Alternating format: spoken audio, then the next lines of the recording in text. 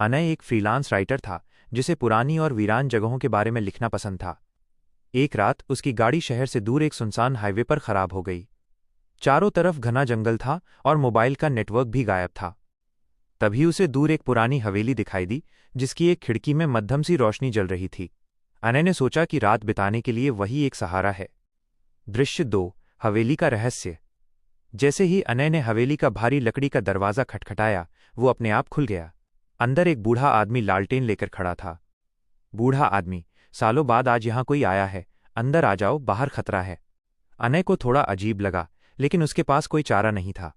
बूढ़े ने उसे ऊपर के एक कमरे में ठहरा दिया और कहा, कुछ भी हो जाए, रात को इस कमरे का दरवाज़ा मत खोलना, चाहे तुम्हें कोई भी आवाज़ सुनाई दे।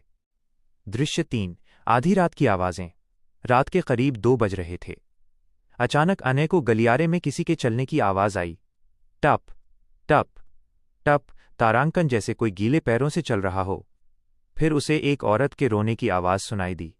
अनय का डर बढ़ने लगा, लेकिन उसकी उत्सुकता उससे बड़ी थी। उसने धीरे से दरवाजे के छेद की होल से बाहर झांका।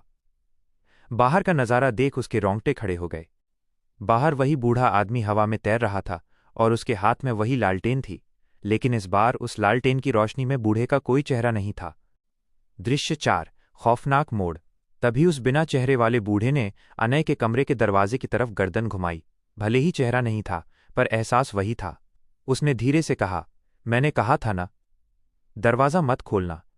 अनय पीछे हटा, लेकिन उसने महसूस किया कि कमरे के अंदर का तापमान एकदम गिर गया है। उसने पीछे मुड़कर देखा तो बिस्तर पर कोई बैठा था।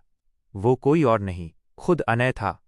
बिस्तर पर बैठा अनय सो रहा था, और जो अनय खड़ा था, उसे समझ आया कि वो अब इंसान नहीं रहा।